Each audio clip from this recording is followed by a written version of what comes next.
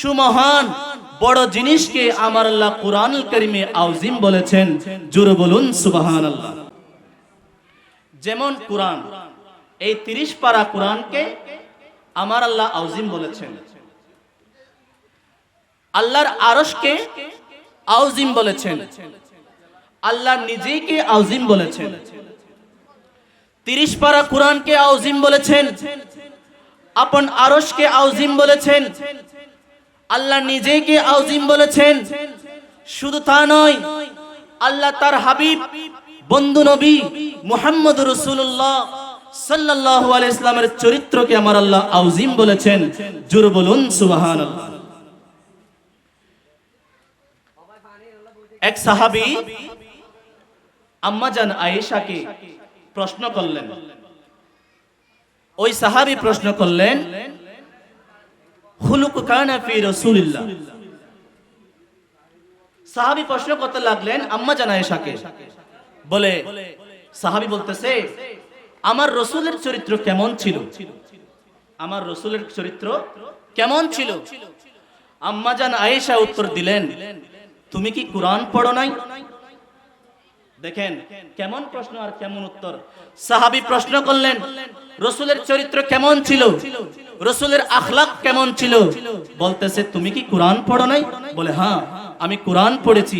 বলে, আমার নবী জ্বলন্ত কুরআন। জোরে বলুন সুবহানাল্লাহ। এটা লিখিত কুরআন, আমার নবী জ্বলন্ত কুরআন। এটা ছাপানো কুরআন, আমার নবী জ্বলন্ত কুরআন। জোরে বলুন সুবহানাল্লাহ। সেই নবীগণের ওয়ারিস হচ্ছে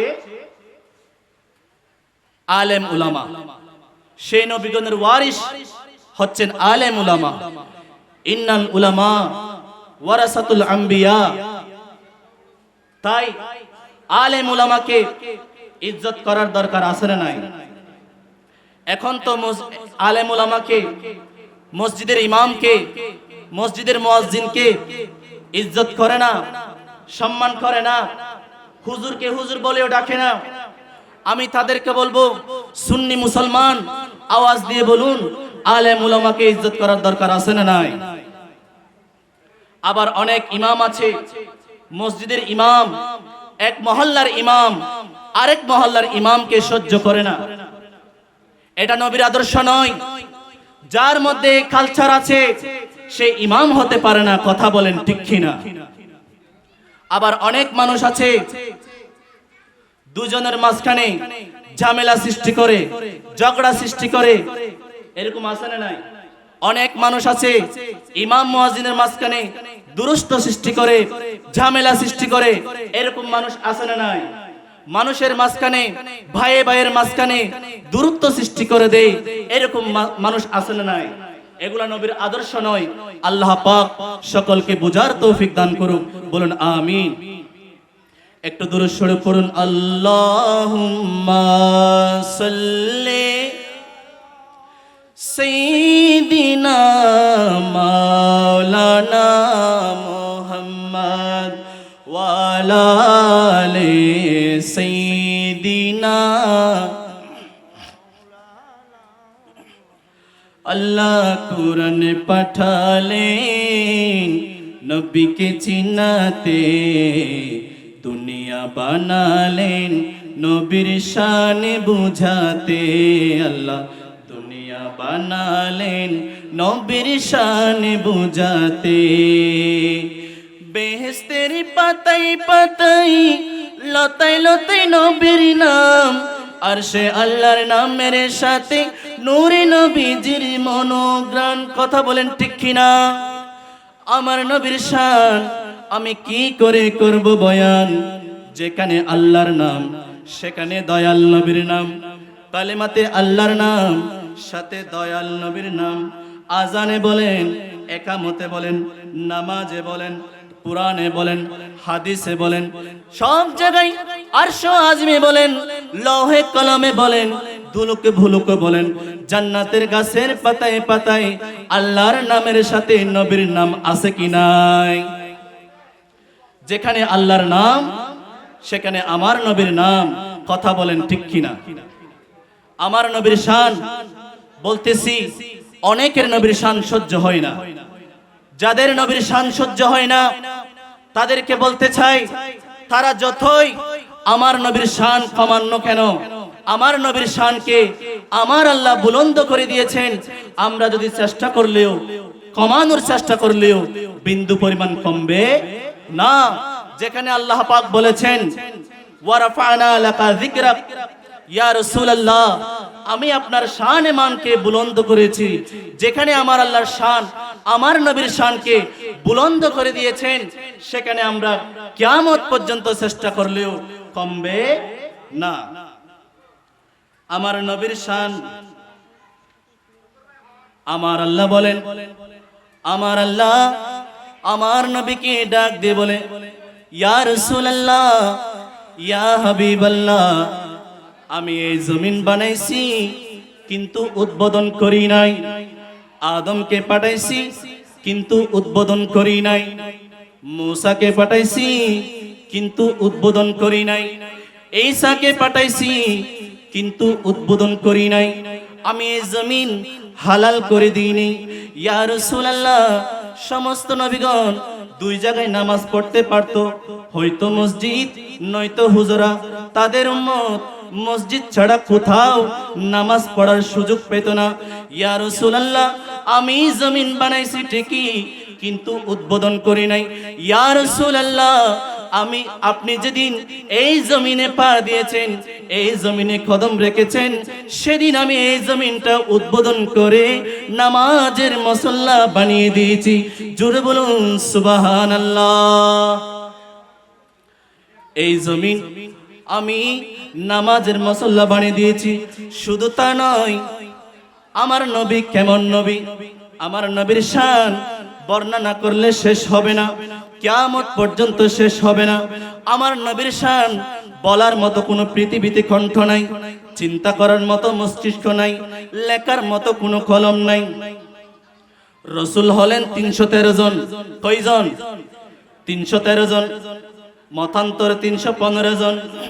ওই 313 জনের মধ্যে আমার নবী হচ্ছেন একজন। ওই 313 জন রসুলের মধ্যে কারো কলমায় রাসূলুল্লাহ ছিল না। আদম রাসূলুল্লাহ ছিল, কিন্তু কালিমার মধ্যে রাসূলুল্লাহ লেখা ছিল না। ছিল লা ইলাহা ইল্লাল্লাহ, আদম সফিউল্লাহ, রাসূলুল্লাহ লেখা ছিল না। ইব্রাহিম নবী রাসূল ছিল, কিন্তু কালিমার মধ্যে রাসূলুল্লাহ লেখা ছিল না। ছিল লা ইলাহা ইল্লাল্লাহ, ইব্রাহিম খলিলুল্লাহ, রাসূলুল্লাহ লেখা ছিল না। সমস্ত নবীগণ, আদম নবী রসুল ছিলেন, ইব্রাহিম রসুল ছিলেন। 313 জন রসুলের মধ্যে কারো কালিমার মধ্যে রাসূলুল্লাহ লেখা ছিল না। আর আমার নবীর শান কেমন দেখেন, শুধু আমার নবীর শানের, আমার নবীর কালিমার মধ্যে রাসূলুল্লাহ লেখা দেখা যায়, লা ইলাহা ইল্লাল্লাহ মুহাম্মাদুর রাসূলুল্লাহ। জোরে বলুন সুবহানাল্লাহ। সেই নবীর তারিফ, সেই নবীর শান বর্ণনা করলে শেষ হবে না। গভীর মনোযোগ দেখেন, খলিলুল্লাহ আর হাবিবুল্লাহ।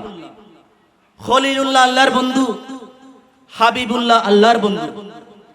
ইব্রাহিম নবীকে খলিলুল্লাহ বলা হয়, আমার নবীকে হাবিবুল্লাহ বলা হয়। খলিলুল্লাহ আল্লাহর বন্ধু, হাবিবুল্লাহ আল্লাহর বন্ধু। তাহলে এখানে তফাৎ কি? ইব্রাহিম নবী খলিলুল্লাহ, খলিলুল্লাহ তাকে বলা হয় যিনি আল্লাহকে রাজি করতেন, যিনি আল্লাহকে খুশি করতেন, তাকে খলিলুল্লাহ বলা হয়। হাবিবুল্লাহ হচ্ছে আল্লাহ যাকে রাজি করতেন, আল্লাহ যাকে সবসময় খুশি রাখতেন, তিনি হচ্ছেন হাবিবুল্লাহ, অর্থাৎ তিনি আমাদের নবী। জোরে বলুন সুবহানাল্লাহ। আল্লাহুম্মা সাল্লি আলা মাওলানা মুহাম্মদ ওয়া আলা আলি সাইয়্যিদিনা আল্লাহুম্মা সাল্লি আলা মাওলানা মুহাম্মদ ওয়ালা আলে সাইয়্যিদিনা। চাঁদের চেয়ে সুন্দর তুমি নবী আমার কমলিওয়ালা। চাঁদের চেয়ে সুন্দর তুমি নবী আমার কমলিওয়ালা। দো জাহানের বাদশাহ তুমি প্যারা নবী সাল্লাল্লাহু আলা। চাঁদের চেয়ে সুন্দর তুমি নবী আমার কমলিওয়ালা। আমার নবী কেমন সুন্দর ছিলেন জানার দরকার আছে না নাই? আমার নবী কেমন সুন্দর ছিলেন? আম্মা জান আয়েশা বলে, লানা শামসুন ওয়ালিল আফাকি শামসুন ওয়া শামসি খায়রু মি শামসি সামাই। আম্মা জান আয়েশা বলে, আমার একটা সূর্য আছে, আসমানের একটা সূর্য আছে, আমার একটা সূর্য আছে। আমার সূর্য আসমানের সূর্যের চেয়ে আরো বেশি উত্তম। জোরে বলুন সুবহানাল্লাহ। আম্মা জান আয়েশা বলতেছে, লাকুম শামসুন ওয়া লানা শামসুন। ও জগতের মানুষেরা, তোমাদের জন্য একটা সূর্য আছে, আমি আয়েশার জন্য আরেকটা সূর্য আছে। তোমাদের সূর্য সকালবেলা উঠে পুরা জমিনটাকে আলোকিত করে দেয়, আর আমার সূর্য হচ্ছে মুহাম্মদুর রাসূলুল্লাহ সাল্লাল্লাহু আলাইহি ওয়াসাল্লাম। যেই নবী মসজিদে নববী থেকে এশারের নামাজের পর যখন আমার ঘরে আসে, রাতের বেলা যখন আমার ঘরে আসে, আমার ঘরটা দিনের মতো সূর্যের মতো আলোকিত হয়ে যায়। জোরে বলুন সুবহানাল্লাহ। আম্মা জান আয়েশা বলতেছে, ইয়া রাসূলুল্লাহ, আপনি কারো আমার কাছে সূর্যের মতো, আপনি কারো কাছে চন্দ্রের মতো। জোরে বলুন সুবহানাল্লাহ। সাহাবী হযরত জাবের ইবনে মাসুরা রাদিয়াল্লাহু তাআলা আনহু পূর্ণিমার রাতে বের হলেন, ঘর থেকে বের হলেন। জাবের ঘর থেকে বের হলেন, পূর্ণিমার রাতে বের হলেন। আমার নবীও রাস্তায় বের হলেন। জাবের দেখে পূর্ণিমার চাঁদ আর আমার নবীর চেহারা। জাবের হযরতে ওই সাহাবী কনফিউজ হয়ে গেল, কে বেশি সুন্দর, পূর্ণিমার চাঁদ বেশি সুন্দর নাকি নবীর চেহারা বেশি সুন্দর? সে কনফিউজ হয়ে গেলেন। সে কিছুক্ষণ পর, ওই সাহাবী কিছুক্ষণ পর নিশ্চিত হলেন, ইয়াকিন হলেন, নিশ্চয় পূর্ণিমার চাঁদের চেয়ে নবীর চেহারা বেশি সুন্দর। জোরে বলুন সুবহানাল্লাহ। পূর্ণিমার চাঁদের চেয়ে আমার নবী বেশি সুন্দর। সাহাবায়ে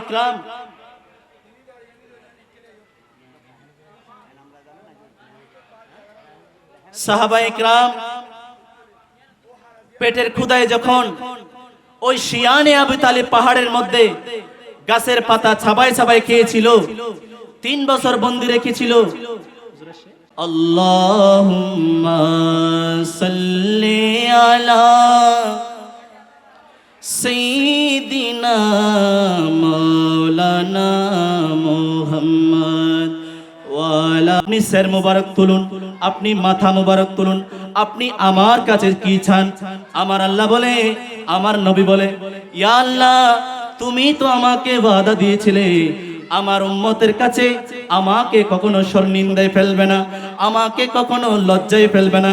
ইয়া আল্লাহ, যে উম্মতের পাগল পারা আমি নবী, যে উম্মতের মায়ায় আমি লামো কানে তাকি নাই, সেই উম্মত জাহান্নামে যায়। আল্লাহ গো, আমার উম্মত যদি জাহান্নামে যায়, আমি নবী কি করে জান্নাতে যাই বলো?